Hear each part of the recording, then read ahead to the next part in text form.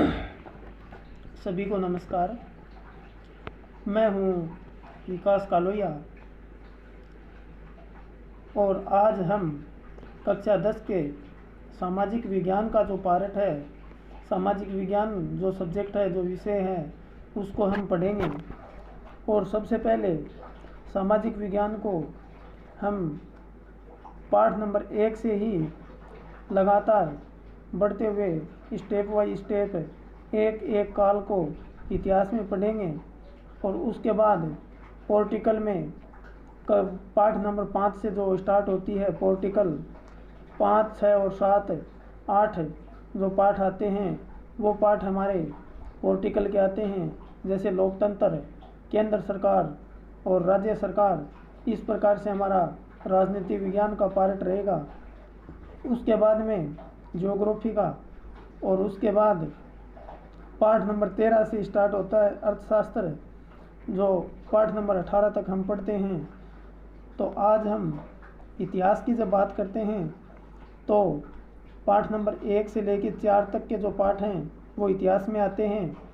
और इतिहास का पहला पाठ, सामाजिक विज्ञान का भी पहला ही पाठ है, जो स्वर्णिम काल से लेके 1208 तक का जो समय का इतिहास है उसका हम जिक्र करेंगे। तो देखो प्रिय दोस्तों, स्वर्णिम काल किसे कहा गया? स्वर्णिम काल उस काल को कहा गया जिसमें पाषाण काल, सिंधु सभ्यता और वैदिक सभ्यता का जो समय था, उस समय को स्वर्णिम काल के नाम से जाना गया। क्योंकि पाषाण काल आदि मानव से मानव का जो रूप बना और इसके बीच में जो अनेक प्रकार की घटनाएं हुई, उस घटनाओं को पाषाण काल के नाम से जाना गया, जिसमें अनेक प्रकार के आविष्कारों का भी जिक्र होता है। उसके बाद सिंधु सभ्यता 2500 ईसा पूर्व से लेके 1500 ईसा पूर्व तक, जिसमें हड़प्पा सभ्यता, मोहनजोदड़ो, हड़प्पा सभ्यता एक नगरीय सभ्यता थी, मोहनजोदड़ो एक ग्रामीण सभ्यता थी, और कालीबंगा, लोथल, रघुनाथ, इस प्रकार की और भी कई प्रकार छोटी छोटी सभ्यताएं हमें देखने को मिलती हैं। उसके बाद वैदिक काल आता है, और वैदिक काल जो 1500 ईसा पूर्व से लेके 600 ईसा पूर्व तक रहता है। इसके बीच में जो भी क्रम, जो भी घटनाएं, जैसे वेदों की रचना, वर्णों की रचना, आश्रमों की रचना, अनेक प्रकार के धर्मों की स्थापना की गई, अलग अलग धर्मों में लोगों को बांटा गया। और उसके बाद महाजनपद काल आता है। तो कक्षा 10 में जो पाठ प्रारंभ में स्टार्ट होता है वो पहला ही पॉइंट है महाजनपद काल। महाजनपद काल बौद्ध ग्रंथ के अंगुत्तर निकाय के अंतर्गत 16 बताए गए हैं। 16 प्रदेशों में भारत को उस समय विभाजित किया गया था। तो देखो 16 को अपन एक मानचित्र के हिसाब से दर्शा के और हम पढ़ेंगे, और उनकी राजधानियों का भी हम जिक्र करेंगे। और महाजनपद काल को पढ़ना बहुत ही आवश्यक है, क्योंकि ये थोड़ा सा पढ़ने में और उनकी राजधानी और राज्यों के नाम रखना भी थोड़ी सी जटिलता होती है, लेकिन 2-3 बार या बार बार पढ़ने के बाद इसमें कोई भी दिक्कत नहीं होती। तो देखो बच्चों, आज हम महाजनपदों को मानचित्र के हिसाब से पढ़ते हैं, और आपको थोड़ा सा ज्ञात होगा कि उस टाइम के प्रदेशों को जब नाम अपन पढ़ेंगे तो हमें पता चल जाएगा कि ये जो राज्य थे जो इस प्रकार हैं, जो महाभारत में इनका जिक्र होता है, रामायण में भी होता है। तो देखो आज महाजनपद 16 महाजनपद और उनकी राजधानियों का हम जिक्र करेंगे। हाँ तो दोस्तों,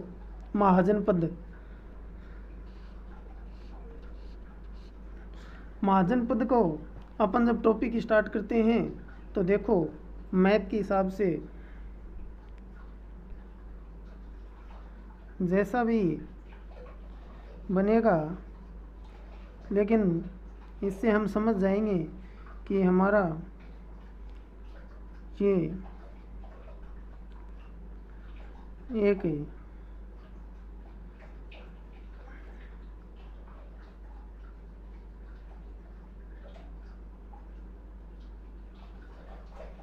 चलो ठीक है, जो जैसा भी बना वो ठीक है। तो देखो, ये जो क्षेत्र था और ये जो क्षेत्र था, इनमें एक तो आता है कंबोज, कंबोज, और ये जो राज्य था, ये राज्य जाना जाता था गांधार प्रदेश के नाम से, ठीक है। फिर यहाँ पे अपना राजस्थान, और राजस्थान में ये जो क्षेत्र था मत्स्य के नाम से जाना जाता था, मत्स्य। और यहाँ पे कुरुक्षेत्र जो हरियाणा है उसमें, ये जो क्षेत्र है यहाँ पे जो यूपी के टच था, सूरसेन, सूरसेन। और यहाँ पे एक जाति आती है सीवी जाति, ठीक है, लेकिन ये महाजन पद नहीं है। और यहाँ पे आता है अवंती प्रदेश, और ये था अस्मक। अस्मक उस टाइम का एक पूरे भारत, दक्षिणी भारत का एकमात्र राज्य था अस्मक, ठीक है। अब ये और जो बाकी थे वो आते हैं हमारे पूर्वी भारत में, और पूर्वी भारत में 1 2 3 4 5, जैसे देखो ये जो क्षेत्र था पांचाल प्रदेश के नाम से जाना जाता था। उसके बाद ये जो क्षेत्र था जो कौशल प्रदेश के नाम से जाना जाता था, कौशल, ठीक है। मल्ल, ये जो क्षेत्र था जो मल्ल प्रदेश के नाम से जाना जाता था। और उसके बाद ये जो क्षेत्र था जो काशी के नाम से जाना जाता था। और ये जो अपना आपने नाम सुना होगा मगध प्रदेश, ठीक है। और यहाँ पे 2 प्रदेश थे, जो ये जो प्रदेश था वो जाना जाता वत्स के नाम से, और ये प्रदेश था ये जाना जाता है चेदी के नाम से, चेदी प्रदेश, ठीक है। यहाँ पे भी 2 प्रदेश थे, एक का नाम है वज्जी और एक का नाम है अंग प्रदेश। तो दोस्तों इस प्रकार से हमारे ये 16 महाजन पद थे। तो देखो अब हम इन प्रदेशों की राजधानियों का जिक्र करेंगे। जैसे कंबोज, ये जो प्रदेश है कंबोज, इसकी राजधानी थी आहट। ये जो राजधानी है कंबोज की, एक तो राजधानी थी इसकी आहट और दूसरी जो राजधानी है वो है राजगृह। कौन सी? राजगृह। फिर आगे जो गांधार है, गांधार आपने नाम सुना होगा, जो पाकिस्तान में है, और इसकी राजधानी तक्षशिला। तक्षशिला विश्वविद्यालय भी था भाई उस समय भी, मौर्य काल में हम तक्षशिला का जिक्र करेंगे। जो चाणक्य था वो तक्षशिला विश्वविद्यालय का ही टीचर था, वहीं पे अध्यापन का कार्य करता था, ठीक है। उसके बाद कुरु की जो राजधानी है वो थी इंद्रप्रस्थ।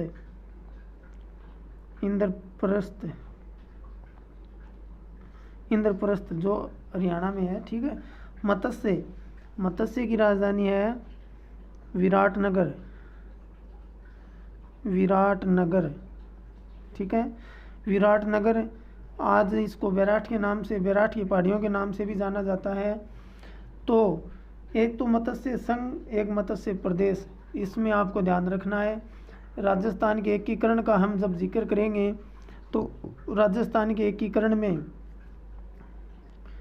मत्स्य की राजधानी अलवर रहेगी, और मत्स्य प्रदेश का हम जिक्र करेंगे महाजन पद का, तो इसकी राजधानी विराटनगर। उसके बाद सूरसेन की राजधानी मथुरा या माथुरा, आज तो हम मथुरा कहते हैं, लेकिन उस टाइम मेथोरा, ठीक है। फिर अवंती का हम जिक्र करते हैं तो अवंती की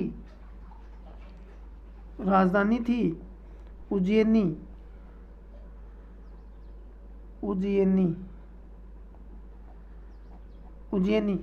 अवंती की 2 राजधानियां थी। जो अवंती प्रदेश था, इसकी उत्तर की जो राजधानी नॉर्थ की वो तो थी उज्जैनी, और साउथ है दक्षिण की जो राजधानी थी वो थी महिष्मती। महिष्मती राजधानी थी अवंती की। अस्मक दक्षिणी भारत का एकमात्र प्रदेश था, और अस्मक की राजधानी पोतन, इसकी राजधानी थी पोतन, और पोतन को पाटेली भी कहते हैं। पोतन को पाटेली के नाम से भी जाना जाता है, पाटेली, ठीक है। फिर आगे जैसे चेदी की राजधानी, ये जो प्रदेश है चेदी की राजधानी थी, चेदी की जो राजधानी वो थी शक्तिमती। क्या थी? शक्तिमती। चेदी की राजधानी शक्तिमती। फिर वतस की राजधानी थी कौशाम्बी।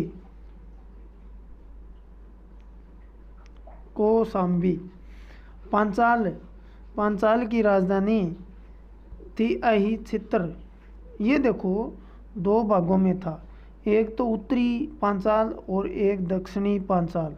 उत्तरी पांचाल की राजधानी थी वो तो थी, मैं आपको पांचाल की राजधानी यहाँ पे बता देता हूँ, ठीक है। पांचाल, ये यहाँ ऊपर थोड़ी जगह कम होने के कारण पांचाल की राजधानी नॉर्थ और साउथ। नॉर्थ की जो राजधानी थी वो थी अहिच्छत्र। क्या थी? अहिच्छत्र। और जो दक्षिणी पांचाल की राजधानी थी वो थी काम्पिले, ठीक है।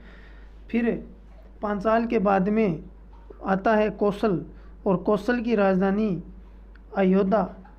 बुद्ध काल में अयोध्या को 2 भागों में बांटा था। जैसे उत्तरी भाग की राजधानी तो कौशल की साकेत और दक्षिणी भाग की राजधानी श्रावस्ती। तो हम कौशल की राजधानी को अयोध्या मानते हैं। जैसे कौशल को यहाँ पे देखो, ये प्रदेश है भाई, कौशल तो है तो यहाँ, ये जो प्रदेश है ये कौशल, ऊपर पांचाल, कौशल, मल के बाद में यहाँ पे काशी के बाद में मगध। तो कौशल की राजधानी अयोध्या। जैसे रामायण में श्री राम किस प्रदेश के राजा हुए थे? कौशल प्रदेश के, राजधानी अयोध्या, ठीक है। तो बौद्ध धर्म में इनको 2 भागों में, उत्तरी जो राजधानी थी नॉर्थ की वो तो थी साकेत। साउथ की जो राजधानी थी वो थी श्रावस्ती, ठीक है।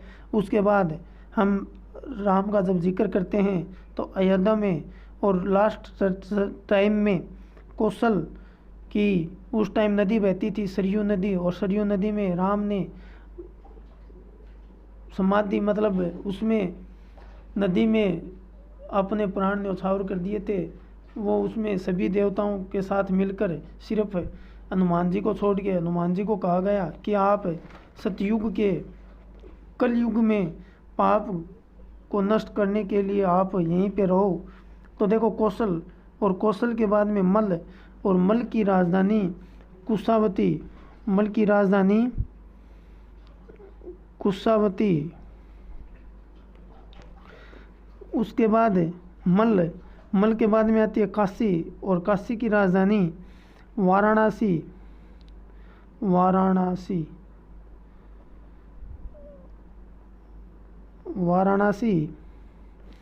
और उसके बाद मगध की राजधानी का तो सभी को ज्ञात होगा, ये तो बहुत चर्चा में मौर्य काल में हम पढ़ते हैं, पाटलिपुत्र। ये तो थी पाटलिपुत्र, तो है मौर्य काल में, ठीक है। और अब जो राजधानी है मगध महाजनपद में, तो मगध की राजधानी राजगृह, ठीक है। और राजगृह या फिर इसको गिरिव्रज के नाम से भी जाना जाता है। गिरिव्रज, पर्वत से चारों ओर घिरे होने के कारण इसे गिरिव्रज के नाम से भी जाना जाता है। फिर वज्जी की राजधानी है विदेह या वैशाली, और मिथिला, ठीक है।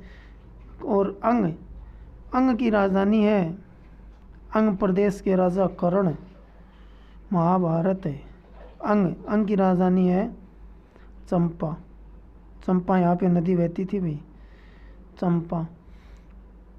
और रह कौन से गए, ठीक है। तो ये 16 थे। अब देखो मैं आपको फिर एक एक से बताता हूँ। जैसे कंबोज की राजधानी आहट या राजगृह, राजपुर। फिर गांधार की राजधानी तक्षशिला। उसके बाद मत्स्य प्रदेश की राजधानी विराटनगर है। उसके बाद कुरु की राजधानी इंद्रप्रस्थ है। और उसके बाद सूरसेन की राजधानी है मथुरा या मेथोरा, और इसको सूरसेनाई के नाम से भी जाना जाता है भाई, ठीक है। मेथोरा को सूरसेनाई की भी कह सकते हैं। और उसके बाद हम बात करते हैं अवंती की। तो अवंती की राजधानी नॉर्थ, उत्तरी राजधानी थी उज्जैनी, और दक्षिणी राजधानी थी महिष्मती। उसके बाद असमक की राजधानी है पोतन, या इसे पाटेली भी कहते हैं।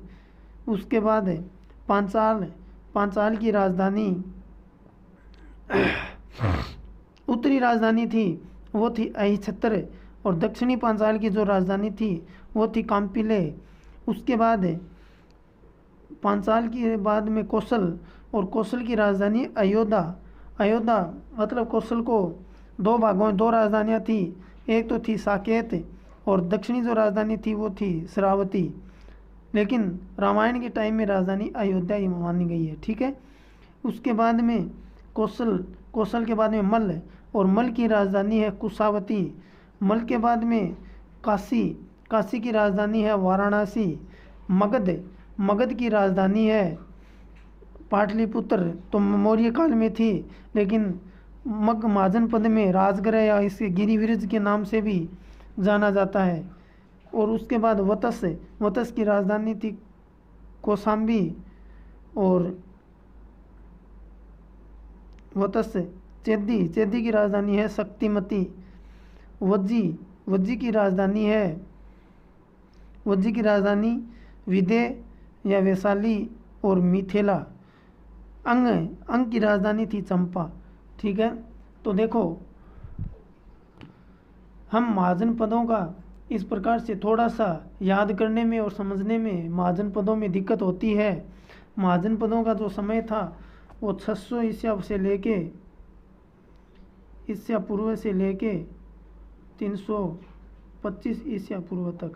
326 में महाराजा सिकंदर के द्वारा भारत पे आक्रमण कर दिया जाता है, और उसके बाद में मौर्य काल को हम पढ़ेंगे।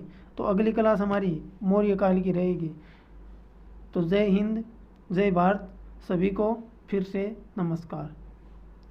सदा खुश रहो, हंसते रहो, मुस्कुराते रहो और इसी प्रकार लॉकडाउन के चलते इस प्रकार से साथ साथ में थोड़ा पढ़ते रहो। धन्यवाद।